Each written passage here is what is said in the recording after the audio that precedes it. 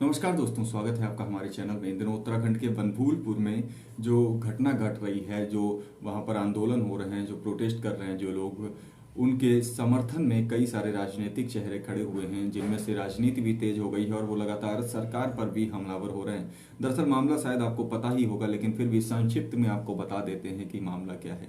मामला दरअसल रेलवे की जमीन का है, जहाँ पर लगभग 400 घर अवैध अतिक्रमण में बनाए गए हैं।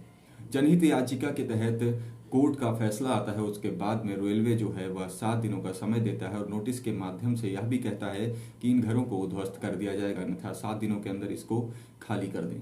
अब इस पर राजनीतिक गलियारों में हलचल तेज हो जाती है। तमाम जो समाज के ठेकेदार हैं वह भी सामने आते हैं और तमाम नेता भी इसमें सामने आते हैं। चाहे हम बात करें अखिलेश यादव की, चाहे बात करें असदुद्दीन ओवैसी की, या तमाम लोग अपनी राजनीति को चमकाने के लिए उनके मसीहा बने फिरते हैं।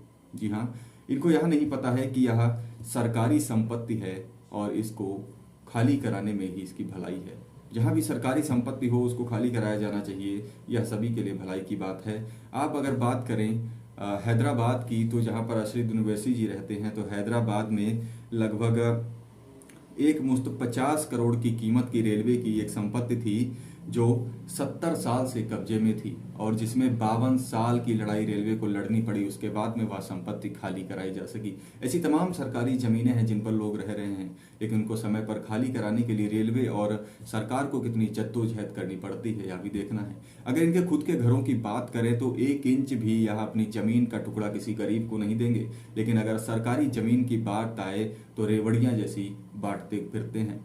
अब आइए सभी की संपत्ति की भी बात कर लेते हैं। असदुद्दीन ओवैसी की बात करें तो 2019 के चुनाव में इन्होंने अपने घर की कीमत, जो इनका हैदराबाद में घर है, उस घर की कीमत इन्होंने 15 करोड़ रुपए अपने हलफनामे में बताई थी और लगभग 1,30,680 स्क्वायर फीट में इनका यह आलीशान बंगला बनकर खड़ा हुआ है।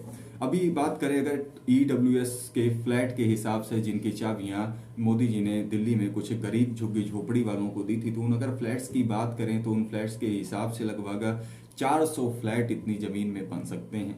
आप कैलकुलेशन करिएगा, लगभग 400 फ्लैट इतनी जमीन में बन जाएंगे और लगभग 1600 लोग यहाँ पर रह सकते हैं आराम से। लगभग 1600 लोग यहाँ पर रह सकते हैं। तो क्यों ना अपनी जमीन में से 4-5 कमरे ही उन गरीबों को दे दीजिए जिनके लिए आप बड़े बड़े मंचों से चिल्लाते हैं कि हमें इनकी पीड़ा है, हमें इनका दर्द है।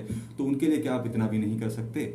अपनी गाड़ी मेहनत की कमाई में से 2-4 कमरे उन लोगों को दे देंगे तो आपका क्या बिगड़ जाएगा? अब आइए इसी के बाद में बात करते हैं समाजवादी पार्टी के अध्यक्ष अखिलेश यादव जी की। इनकी भी अगर बात करें तो 2019 के चुनाव के हलफनामे में इन्होंने अपने लखनऊ में स्थित घर की कीमत 10 करोड़ रुपए बताई थी और कभी कभी वह चर्चाओं में भी आता है कि उसको व्हाइट हाउस की तरह कहा जाता है कि वह एक आलीशान बंगला है और व्हाइट हाउस की तरीके से है। अब इसके अगर एरिया की बात करें तो लगभग 24,191 स्क्वायर फीट का यह पूरा एरिया है और अगर EWS के फ्लैट के हिसाब से बात करें तो लगभग 75 परिवार इतने एरिया में आराम से रह सकते हैं। तो क्यों ना 1-2 परिवारों को चाबी दे दी जाए और कह दिया जाए कि भाई हमें बहुत ज़्यादा दर्द है, आप हमारे साथी हो, आप ही हमारे सब कुछ हो, तो आप ऐसा करो कि 1-2 परिवार लेके यहाँ पे रह जाओ। नहीं, लेकिन ऐसा नहीं किया जाएगा। सिर्फ राजनीति चमकाई जाएगी और लोगों का इस्तेमाल किया जाएगा अपनी राजनीति को चमकाने के लिए। आज इस देश के अल्पसंख्यक लोगों को भी, अल्पसंख्यक समुदाय को भी यह सोचना होगा कि किस तरीके से आपका इस्तेमाल अपनी राजनीति को चमकाने के लिए इस देश में किया जाता है। तमाम नेता आपको इस्तेमाल करके अपनी राजनीतिक गलियारों में पहुंच अच्छी बनाते हैं और अपनी राजनीति को चमकाते हैं और आप आज भी वही हैं जहां पर पहले थे। जी हाँ, वक्फ की जमीन की भी बात उत्तराखंड में कर लेंगे, क्योंकि इतनी भारी संख्या में जो लोग वहां से हटने हैं और इनके लिए काफ़ी लोगों को संवेदनाएं भी हैं, मुझे भी संवेदनाएं हैं, लेकिन अगर तथ्यों की बात करें तो उनकी बात भी एक बार कर लेंगे। क्योंकि वक्फ की ज़मीन की अगर बात करें तो रेलवे और सेना के बाद में सबसे ज़्यादा अगर देश में ज़मीन है तो वह वक्फ के पास है। तो क्यों ना जो वक्फ की ज़मीन जो है वह धार्मिक कार्यों और गरीब मुसलमानों के हित के लिए प्रयोग की जाती है, तो क्यों ना उस ज़मीन को आप लोग जो है उन लोगों को दे दें और उनसे कह दें कि आप यहाँ पर बस जाइए। आखिर ऐसा क्यों नहीं हो सकता? उत्तराखंड की अगर बात करें तो नैनीताल में जो रजिस्टर्ड संपत्तियां हैं, 491 संपत्तियां रजिस्टर्ड हैं वक्फ के नाम। यह इतनी भारी मात्रा में यह संपत्तियां रजिस्टर्ड हैं, इनको क्यों नहीं इस्तेमाल किया जाता? इसके बाद में उत्तराखंड की अगर बात कर लें तो 53,303 संपत्तियां यहाँ पर रजिस्टर्ड हैं वक्फ के नाम से। तो आखिर इनको इस्तेमाल क्यों नहीं किया जा सकता। लेकिन ऐसा नहीं किया जाएगा, सिर्फ मुद्दे ढूंढे जाएंगे और उन पर अपनी राजनीति को चमकाया जाएगा।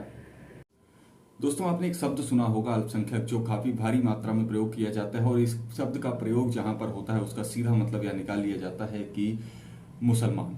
जी हाँ, अल्पसंख्यक मतलब मुसलमान।